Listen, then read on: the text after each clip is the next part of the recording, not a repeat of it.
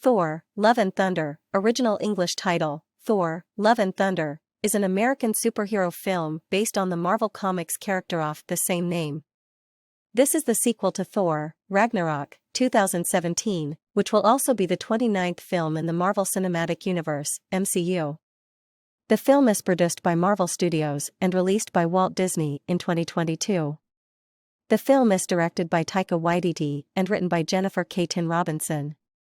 The film stars Chris Hemsworth as Thor along with Tessa Thompson, Natalie Portman, Christian Bale, Chris Pratt, Jamie Alexander, Palm Clementif, Dave Bautista, Bradley Cooper, Vin Diesel, Karen Gillan, Sean Gunn and Russell Crowe. In the film, Thor recruits Valkyrie, Thompson, Korg, Waititi, and Jane Foster, Portman, now mighty Thor, to stop Gorr the God Slayer, Bale, from destroying all the gods. In January 2018, Hemsworth and Waititi discussed plans for a sequel to Ragnarok Apocalypse. Love and Thunder was officially announced in July 2019, with Hemsworth, Waititi, Thompson, and Portman, who did not appear in Ragnarok Apocalypse, all returning for the sequel. Waititi says the film will adapt elements from Jason Aaron's Mighty Thor comic book series, including the character Jane Foster. Portman wears the armor and powers of Thor when he has cancer. Robinson joined the film in February 2020, after which Waititi described it as a melodrama. Filming begins in January 2021 in Sydney, Australia, and ends in early June. Thor, Love and Thunder premiered at the El Capitan Theatre in Hollywood on June 23, 2022, and was released in the United States on July 8, 2022, as part of Phase 4 of the MCU. 6. The film received critical acclaim for the lightheartedness and acting of the cast, especially those of Bale and Portman, but was criticized for inconsistencies in tone and script. Gorr and his daughter, Love, the last of their race, wrestle in a barren desert. Despite their prayers to their god, Rapu, Love died. The Necrosword-killing weapon called to Gorr, leading him to Rapu's lush kingdom. After Rapu cruelly mocked Gorr's plight, he abandoned the god, prompting Rapu to strangle him. The Necrosword offered himself to Gorr, who killed Rapu with it and vowed to kill all the gods. Gorr is endowed with the ability to control darkness and create monsters, but is cursed with impending death and corruption under the influence of the sword. After Gorr killed several gods, Thor, who joined the Guardians of the Galaxy, N2, know the alarm signal from Sif. He parted with the team and found Sif injured, warning that Gorr's next target was New Asgard. Meanwhile, Dr. Jane Foster, Thor's ex-girlfriend, is diagnosed with terminal cancer. With medical treatment failing, she arrives in New Asgard in the hope that Thor's hammer Mjolnir, which was destroyed by Hela earlier, N3, can heal her, due to an enchantment that Thor accidentally placed in it years earlier to protect Foster. Mjolnir retooled and bonded himself to her. Thor arrives in New Asgard as soon as Gorr's attack begins. Thor was surprised to see Foster using Mjolnir, but teamed up with her, Valkyrie, and Korg to fight Gorr. The party stops Gorr, but he escapes, abducting several Asgardian children and imprisoning them in the Shadow Realm. Inheriting the abilities of his deceased father, Heimdall, his son Axel communicates with Thor, who can interact with children. The party travels to Omnipotence City to warn the other gods and ask for their help in creating an army. The leader of the gods, Zeus, was afraid of Gorr and unwilling to help, thinking they might still be safe and hiding from Gorr in the city.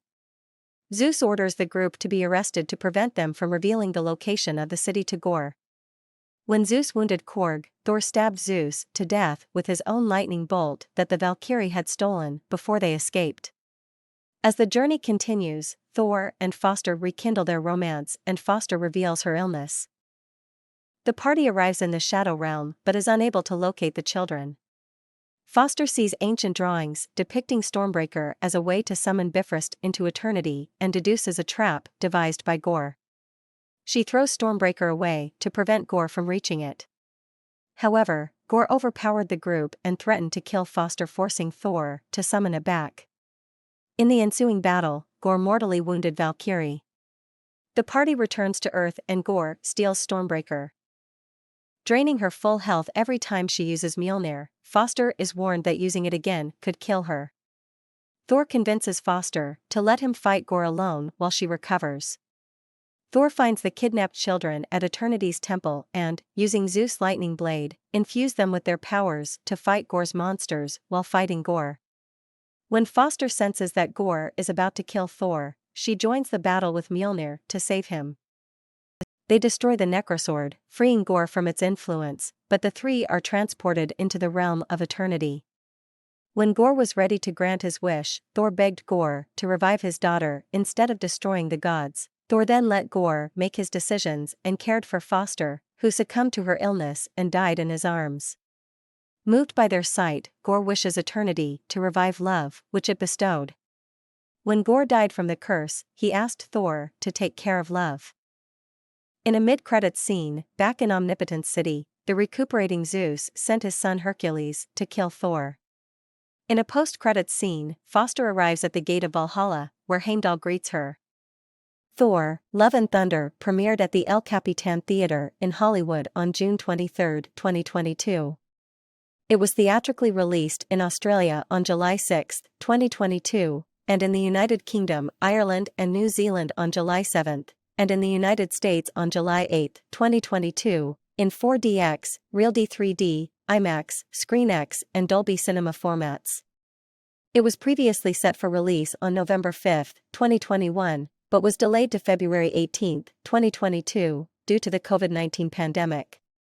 It was then moved by a week to February 11 when The Ultimate Wizard in the Multiverse Chaos was rescheduled from November 2021 to March 2022, and again delayed to May 6, 2022, in December 2020, before moving to July 2022 in October 2021. The film is part of Phase 4 of the MCU. Some audience ratings for the film are as follows. When making a movie, many directors struggle to find a good balance between a serious, dark tone and some lighthearted humor. Taika Waititi managed to add both without one overshadowing the other. This movie managed to be everything it needed to be: funny, emotional, action-packed, and enjoyable to watch. This is the funniest movie in the MCU by far, and the action was great. I loved the villain as well. This movie definitely had some great horror elements. Keep it up, Marvel. Christian Bale is back and does an amazing job as the main villain, most scary bad guy of all MCU films. Absolutely perfection, no doubt the best Thor movie of them all.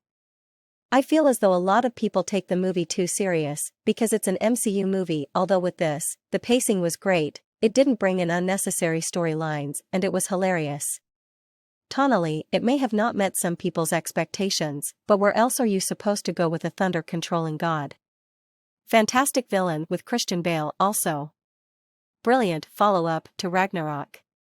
Let's all be thankful that Taika is directing these great movies, because Hemsworth might have hung up his hammer already if they continued making boring Thor movies like January 2nd. This movie was full of good action, funny jokes, great character moments, and world building. Bring on Thor with Taika for a third. I had a fun time watching the movie, definitely one of the best movies of Phase 4. Christian Bale as Gore is AAAA. Love other actors also did a great job with what they were given. My only problems with the movie is the runtime and the character development. Surely the movie is a fun ride but feels short at times, and the jokes they work for the most of the time, but sometimes they also feel flat. Still an entertaining journey which will make you cry, smile and laugh. A solid 8 out of 10. I love this one. It's a creative presentation of possibilities. The movie portrays the characters as they are supposed to and chooses to use comedy to subtly remove some of the gloominess. Well, what a movie, loved every bit of it, and just hope Chris Hemsworth and Taika carry on and make Thor 5 and even more after. Chris Hemsworth, as usual, plays the Thor fantastically, and you just know he loves doing it with his heart. I love you so much, Chris, and just want to see you do more. Thank you for such a memorable movie, such as Thor, Love and Thunder. Taika.